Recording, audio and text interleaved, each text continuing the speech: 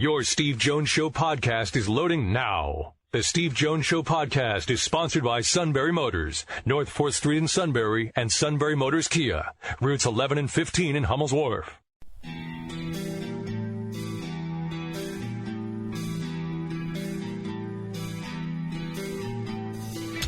Sports talk where your voice counts. This is the Steve Jones Show on News Radio 1070 WKOK. Now, from the Sunbury Motors Studio, here's Steve Jones. Sunbury Motors Studio is mobile today at Front Street Station. We're going to have a lot of fun here tonight. And nothing has happened yet at Ohio State. They are still in meetings. They have been in meetings since 9 o'clock this morning. There's been no public resolution yet as to the fate of Urban Meyer. We're going to have a good time here tonight. Our crew is here.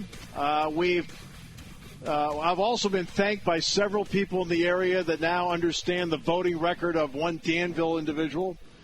Look, somebody had to ask on the air finally, have you ever voted to raise taxes? And after the, the answer is yes. Obviously, it must have been multiple times. So you were an inquiring mind and wanted to know. I was thinking about moving there now. Well, you're closer. You got to Norrie. You're about 10 miles out. Now Norrie looks beautiful. And not only that, the taxes are lower. All right, so.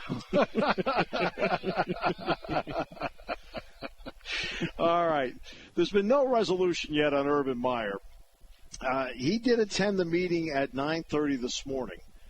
But it also, now, what really interested me was it wasn't just the Board of Trustees. It also included their compensation committee. All right, now why would the compensation committee be there? Well, they don't know what the resolution is, so if there's a buyout, they need them. If it is a suspension without pay, they need them there as well. Or if he continues on, again, right now he's in the suspended with pay category, right? Which the suit has said is his lifelong dream. Suspended with pay. Steve. Bob Buehner, by the way, stepping in. Bob. I've been a trustee at 2 universities for over 30-some years, and I've been in these kinds of sessions talking about similar issues, but on a much more minor scale.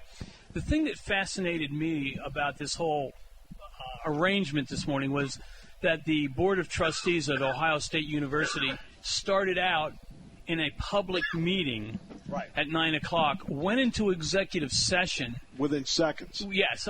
We're throwing you all out of the room, and we're going to talk now privately in executive session. But that probably is part of their bylaw. It can be. It doesn't have to be, being a public university, but yes.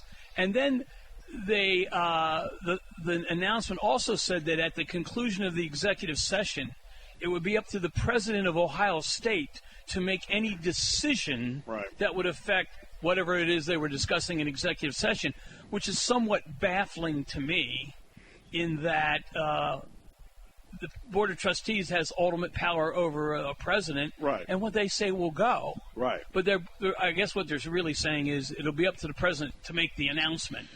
Well, I think this is how I look at it.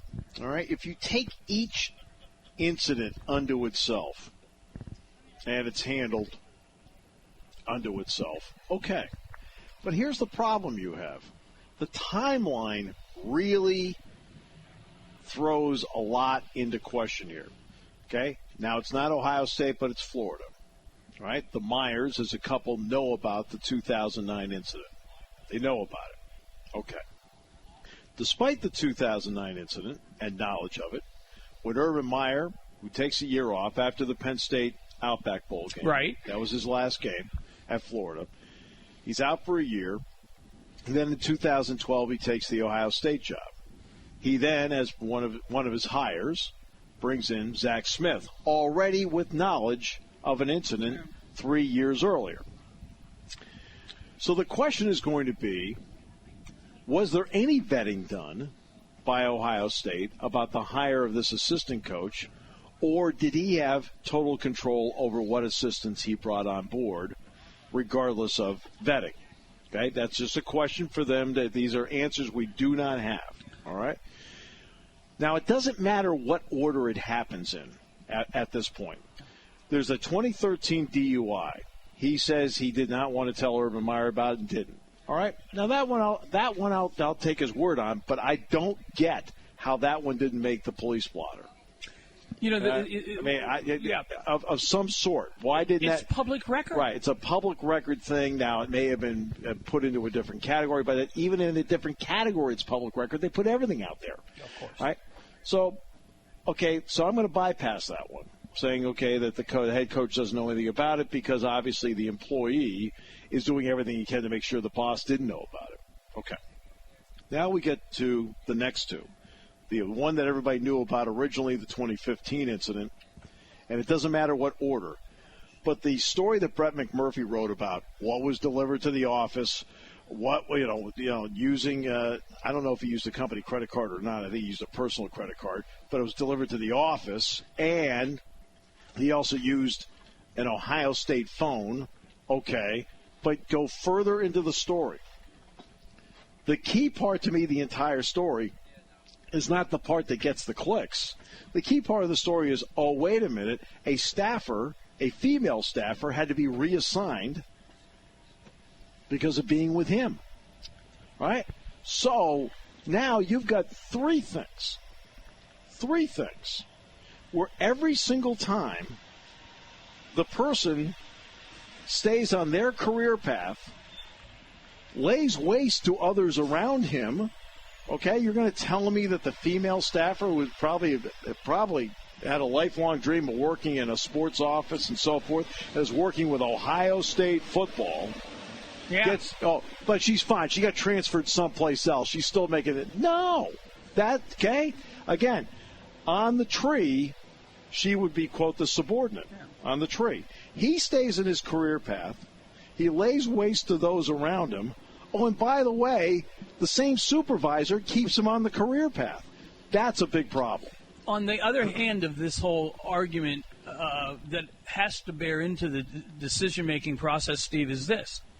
The police who investigated all this never brought any charges. Yeah. And so if you're the football coach, you're the football coach. We've had this in other situations where all of a sudden the press, the media wants to make the football coach or the athletic director the primo investigator well outside their realm.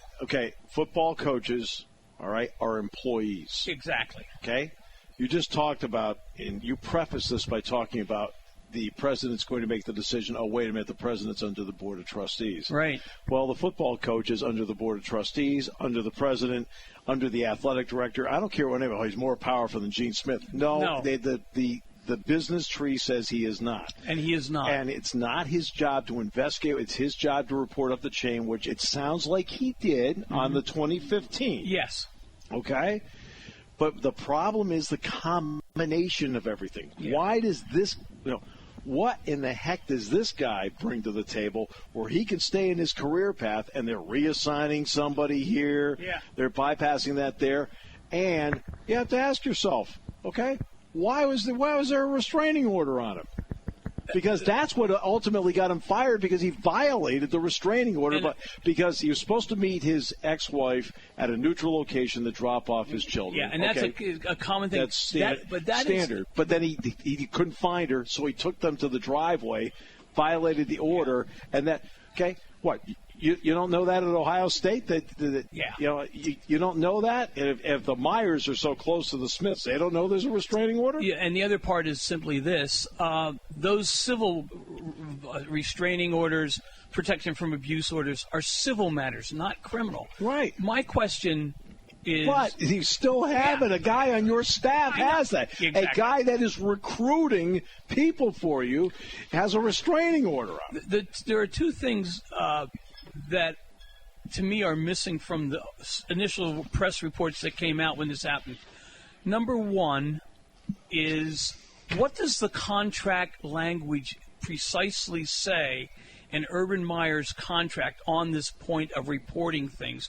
You'd want to see a verbatim. You know there's Title IX. I do know there's Title IX. But there's Title IX, and I'm telling you right now, I think that is a gigantic sticking point here. It can because be. You and I both know that universities have become, especially in the last 5 years, extremely touchy about Title IX. I was going to use the word sensitive, but it's beyond that. Yeah, but I'm just saying that they are. I'm only stating a fact. Absolutely. I'm making no judgment at all as to how they should handle Title IX, but I'm trying to make the point that is a big deal to them. Let's go back further 5+ years to the beginning of the decade when the big announcement was made that Urban Meyer became the head coach. Do you think there may have been pressure for him out of the gate to have Zach Smith on his staff when he got to Columbus?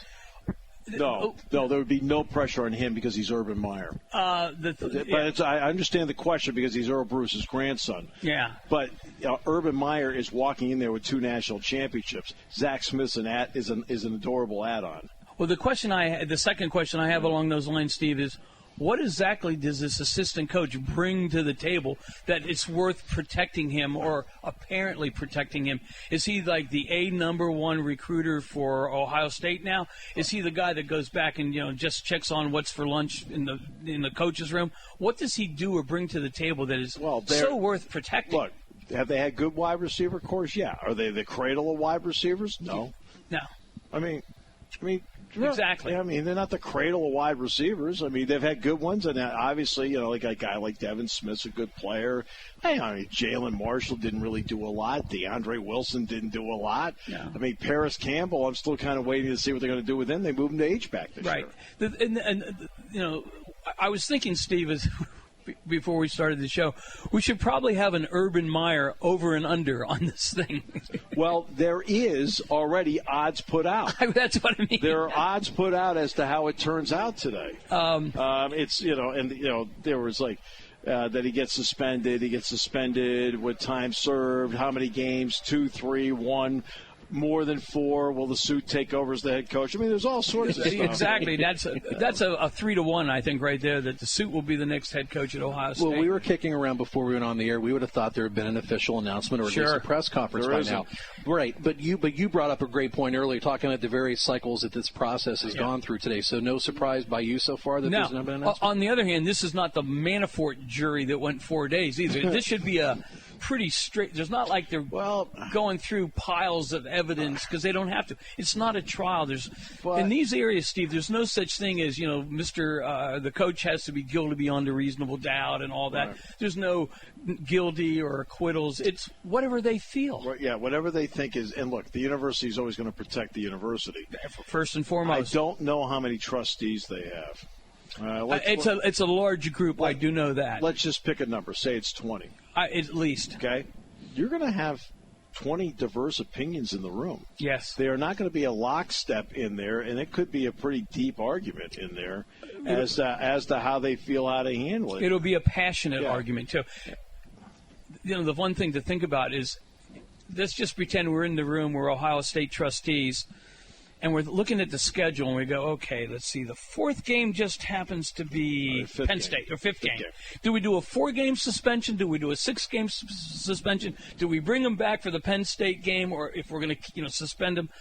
I wonder, and it's all just fun speculation. Are they looking ahead at the schedule and saying, well, which game? I'm just speculating. Nobody knows. No. All I know is I thought by noon we'd know. I did not. I thought it would. I thought they would spend the morning discussing. I thought they'd send out for lunch. They'd sit around in a more informal setting over lunch, and about 1:30 in the afternoon, they'd come out and say, "Here's what we're doing." Well, we're at Front Street Station. Great to have everybody on board here, and you called it. No rain. Oh, yeah, no rain.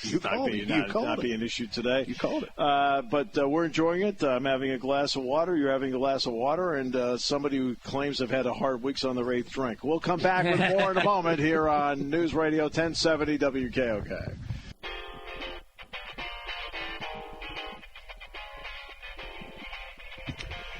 Gorgeous day to be out here at Front Street Station. As we roll on today, it's going to be a lot of fun here this evening. Great to see our great crew out here today, at least most of them.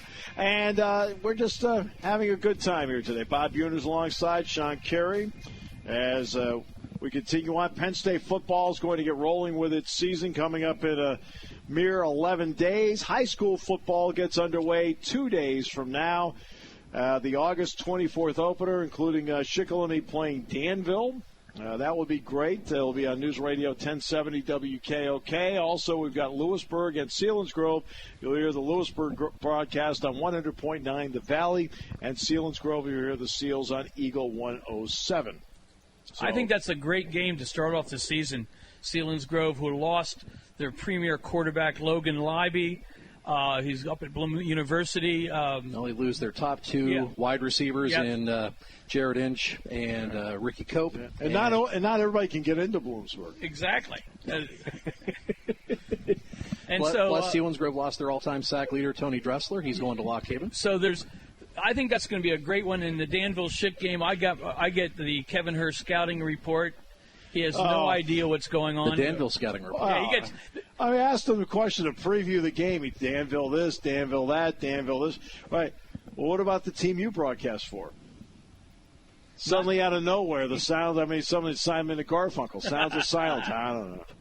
Well, I think it's thank goodness Dick Hort's there. Yeah. Steve, in the Susquehanna Valley, the Danville-Shikellamy rivalry was one of the biggest in the day. It was always the first game of the season from about 1966 to the 1990s. And the story from the Danville side is coming down to Shikellamy, you had to go over the bridge into Sunbury to the stadium, and it was called Courage Bridge because that's where the boys from Danville were to get their courage to go battle the Braves in the city of Sunbury.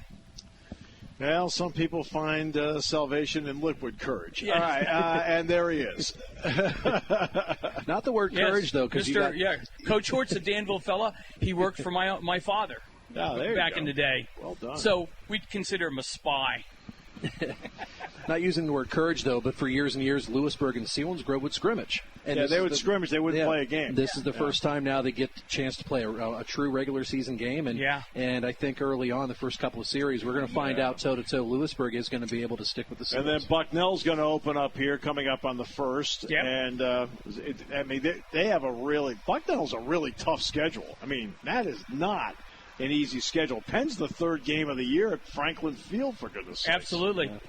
Bloom University opens up the Pennsylvania State Athletic Conference with a home game with a team called Merrimack out of the New England 10 Conference. Yep. They've typically done that, opening with colleges from New England. And again, the question up there, will this incoming freshman Logan Libby, the all-time District 4 passing record holder, will he start? Will he redshirt? Will he do anything? Everyone's waiting to see that. So we have another Kouyaté from the Pocono Mountains. His brother Franklin was the Harlan Hill Award winner and one of the all-time great rushers. So it's exciting, darn it. Yeah, once we get all this other stuff that we have had to talk about on a daily basis and actually start talking about the games, it'll be great. Penn State, Appalachian State. Look, Appalachian State has a really terrific running back, Jalen Moore, and their secondary is outstanding. I mean, not good. Their secondary is really good.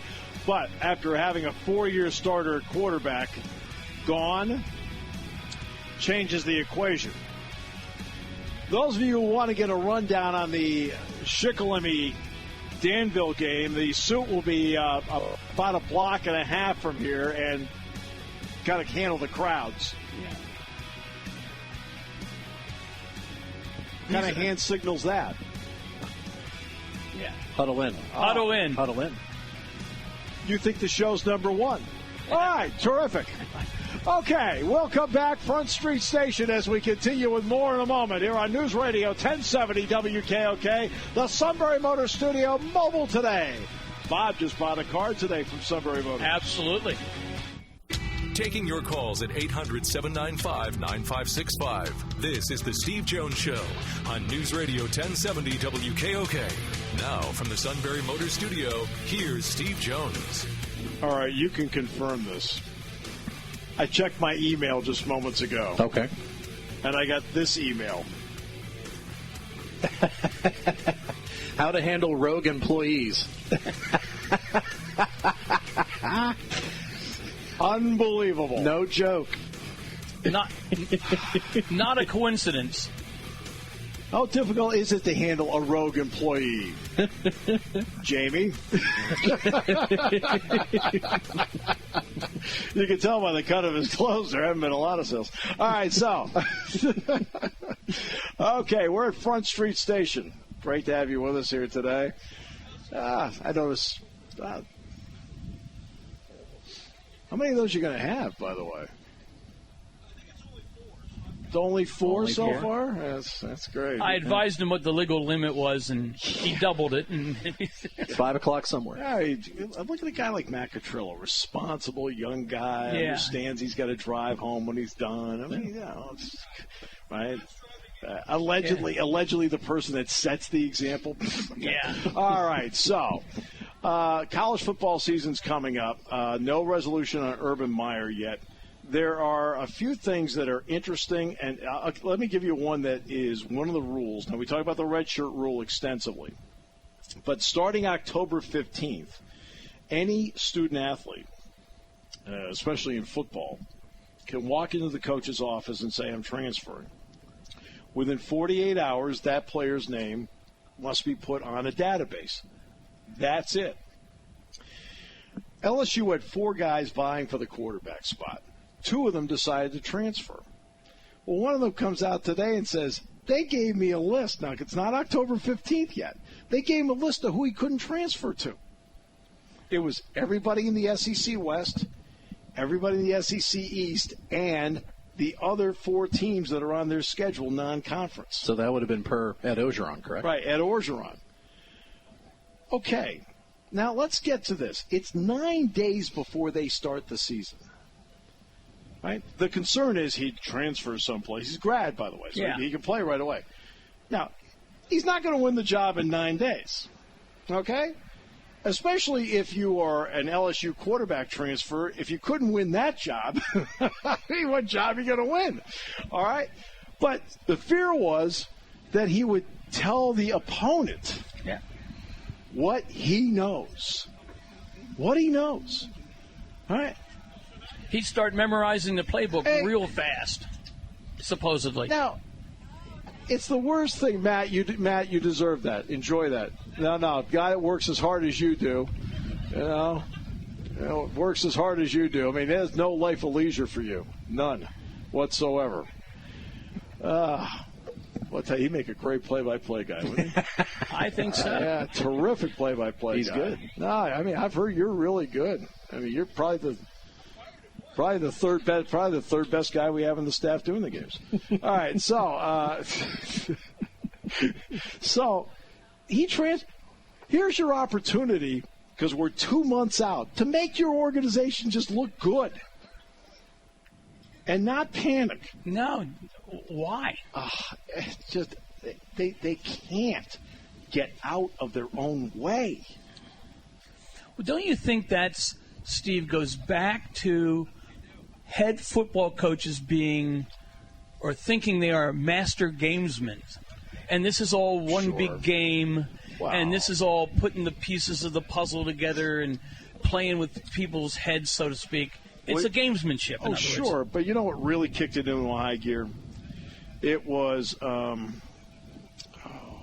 he ended up getting to Iowa eventually,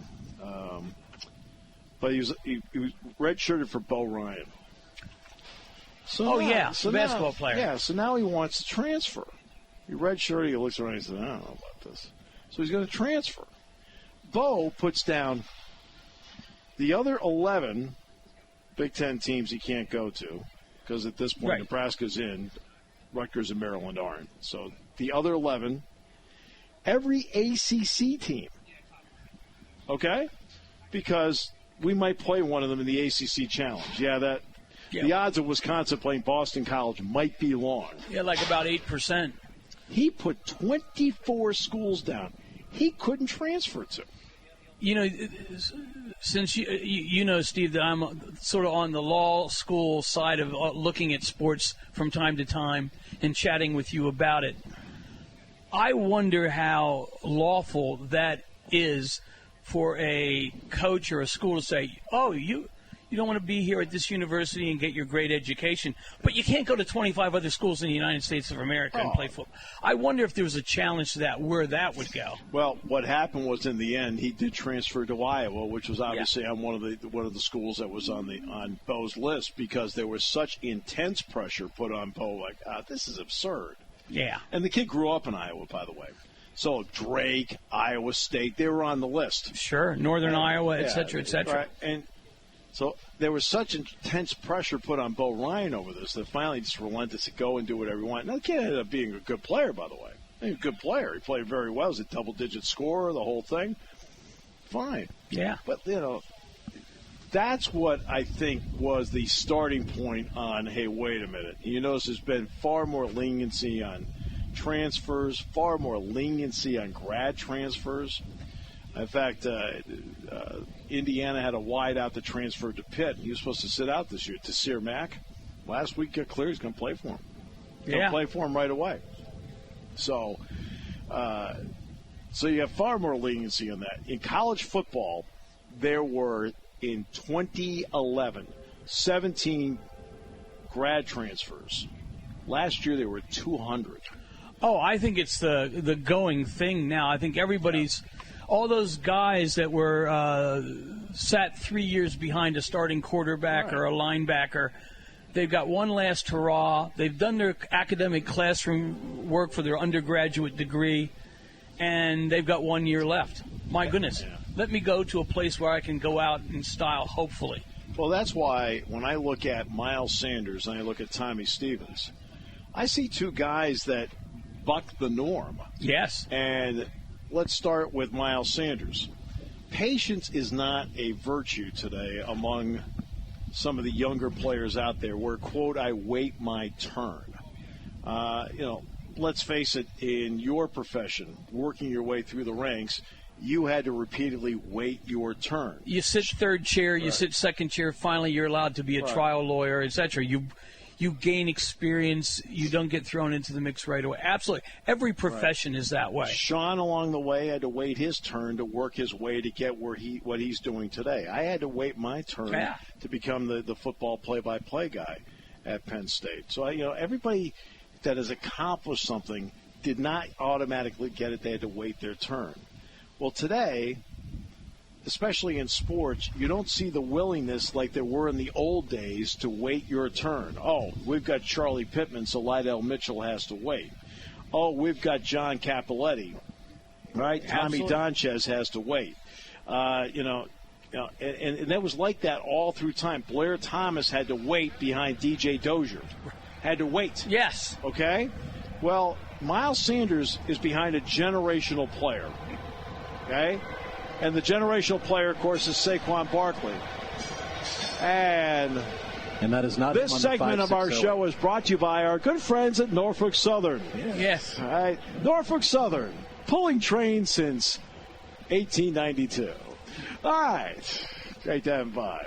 And, hey, good news. I think the one that just went by was the one that started and went over the intercontinental divide into Utah. Exactly. But he waited his turn, and he knew he was behind a generational player, so he was smart enough to know that. He knew when he signed on as a five-star player, Pennsylvania Player of the Year, that this guy already had a year on him, and he had the wow factor. Miles waited, and now here's his chance. And I sense you're going to see something where, hey, it's going to pay off. Now let's get to Tommy Stevens. Tommy Stevens graduated in May. Yeah, he's got a Penn State diploma. He could have gone anywhere in the country, anywhere, right? He didn't have to go to an FCS school. He could have gone to any Power 5 school that had a quarterback opening. The backup quarterback for Washington, for example, right, Samuels, is going to be the starting quarterback for Colorado State against Hawaii this weekend. Wow. Okay, and he was the backup in the Fiesta Bowl. Okay? So Tommy didn't do that. Tommy decided to stay. And those two guys, I think, deserve the admiration of the fan base because it says a lot about them, but it also says a lot about Penn State football. I think it says a lot about James Franklin, too. Yep. And how he's able to recruit people like that which are the exception rather than the norm of what we're seeing in college football today. And again, all that movement, like I mentioned, you're going to see a transfer starting. Now, the AP All-America team, preseason. Trace McSorley is second team. Who's first team? Guy that transferred from Florida to West Virginia, Will Greer. Who's the starting quarterback at Michigan? Transferred in. Yeah. All right, Shea Patterson. You've got a lot. This is the way it has gone in college football, where now you have more free agency in a loose term than ever before. So now that goes back to the database and to LSU. Okay, these two quarterbacks, know they've been beaten out. Right. So they decide, hey, look, I'm going to transfer. One of them that comes out today and says, they put down, 10 to 15 schools I couldn't transfer to. Right? This is 2 months away from the ability to put your name on the database, unfettered, and just go whatever you want, do whatever you want at that point. And LSU takes the publicity hit by just doing something. They say it's procedural. Dump the procedure. Be smart enough. Look around. Like just put them there. You go wherever you want. Don't you think, Steve, when like anything else, whether it's the Congress or the Pennsylvania General Assembly or the legislative body for the NCAA, that there's the rule of unintended consequences always comes to play. Every time, and I talk about the unintended consequences all the time. To me, when you sit down to put together a regulation, a rule, or a law, you have to then sit down. Give me as many scenarios as possible of unintended consequences. Then we'll decide whether it's worth putting it and enacting it. As a proud member of the legal profession, I love looking for loopholes in everything. Yeah, in every single thing. And that's what, and truthfully, football coaches, athletic directors, and their staffs, no doubt, are just as good, if not better at it than anybody. Let me give you an example. Okay, here's an example athletically. When Tom Izzo's father passed away, he was able to take his team to the funeral, and then they went to the national semifinal at the Cotton Bowl. Okay? Who picked up on it? Okay? Jim Harbaugh, who then took his team to IMG because Tom Izzo, unintentionally, because he wanted that, found the loophole in the rule to take the team off campus. Yeah. Right? Somebody said, Harbaugh's ingenious. Harbaugh's not ingenious. He saw somebody else do it and went, hey, we can do that. A man who knows how to pluck a good idea from somebody else. Right. Which is there's no harm in that. There's a perfect example sitting right there. No original ideas there. And so, it's just the way it is. And so that's the unintended consequence, where it opened the door for, hey, let's go to IMG, let's go to Italy, let's go to France. That's how the genesis of that idea came about, because they found the loophole that allowed them to take the team off campus. And Steve, when you think about that, and coaches looking for loopholes, right? It started out not in that context of recruiting or traveling. It was the gimmick plays that they came up with, the famous Fumble-Rooski of Nebraska. The coaches looked at the rule book, thought about it, came up with something that didn't circumvent the rules. There was no rule to cover it, so they did it until somebody told them to stop. Penn State ran that play one time. Did they really? One time, Penn State. It was Steve Wisniewski, and the play was called the Wizarooski. Okay, well, what a great name. Right? They ran it at West Virginia. It was the day Major Harris had a big game, so they ran it late in the game. It went for no game. But they did. But Penn State ran it one time. And that's coaches looking for loopholes in the rule book. And now they've just expanded it, because we now know that recruiting and player retention are critical elements of a strong football team. We'll take a break. We'll come back with more in a moment. We are where we should be, on the other side of the tracks, as we continue on News Radio 1070 WKOK. I've been working on the railroad all the long day. I'll tell you right now, there are a lot of job openings at the railroad if anyone wants to consider changing professions. All right, so we got Little Casey Jones theme there, Shawn? Absolutely. Very nice. Chad gets credit for this. Oh, okay. Good on you, Chad. Yeah. Chad, great job. Yeah. Thank you. I was wondering, does anybody have a feel for what the initial high school football playoff scenarios happen to be? I mean, they haven't played a game yet, Does it matter? Well, that just explained away. What was that one time? It doesn't matter. Pretty much explains away 3 hours of air time on Friday nights. What was that one time 3 or 4 years ago? 13 things had to break for Line Mountain to get into the playoffs, and you had. What was it? It was 12. 12 did, huh? Yeah. Right. So Line Mountain didn't make it. Yeah, but Line Mountain didn't make it. And there were people. Okay, so they didn't make it. He said to me, he was explaining to me, he said, my head was spinning. I said, that's the difference between you and me. I don't listen. I just nod a lot. Yeah, okay, great. I got a game Saturday. All right, so no word from Ohio State. I think they're on a long lunch break, Steve. I think it'll be, like I said, the Manafort jury only took 4 days. This could take a while. You also could have the decision come, for example, after 5 o'clock or 6 o'clock. Sure, and the other part of this is when they start calling the coaches' lawyers to get involved, and what does that mean? And Urban has had his lawyer with him all the meetings, every one of them, which is smart, very smart on his part. No question. I mean, you have to be able to do that because Steve, look, you're fighting for your job here. Absolutely, and your reputation. Yeah. Steve, quick question, changing gears. We know that Penn State football is starting in, I think you said 11 days, and can't wait for that. What are the things that are going on at Penn State and some of the other sports? Because it's not just football up there. There are some other things they do. Women's soccer got off to a great start. They beat number 9 West Virginia 1-0 on Friday night. 3,126 fans there. Then they beat Duquesne as expected. Yeah. 6-1. They've got UCLA at home on Saturday. It's also part of the 25-year celebration of Penn State women's soccer. There's going to be a luncheon. I'm sure they'll get some idiot to MC it. I'm going to say, there are people available to MC it in the State College area. Yeah, and the field hockey team is ranked number 6. They will take on number 7 Virginia coming up this weekend to start. Now, Shar always starts with Virginia, always starts with a ranked team. She likes coming out of the gate with that.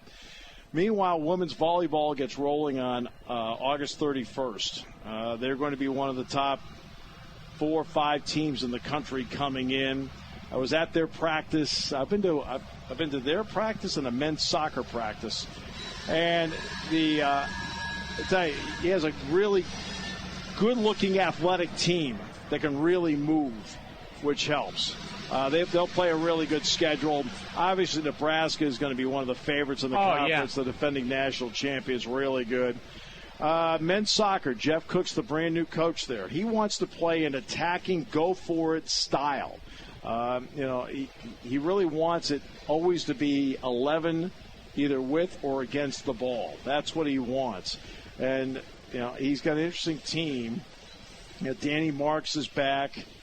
Danny Marks is from Israel. He was in the Israeli army. Yeah. In his spare time, he's carrying a AK-47 or something. Yeah, well, he was right there in the front line. Well, that's how Tom Morgan was during his soccer coaching days. 11 with or without the ball, right? So, I mean, that's what some of the other teams are doing at Penn State. And then you got, of course, cross country and, one of the most amazing people in the history of Penn State athletics has to be Russ Rose.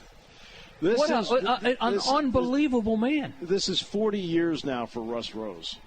40 years.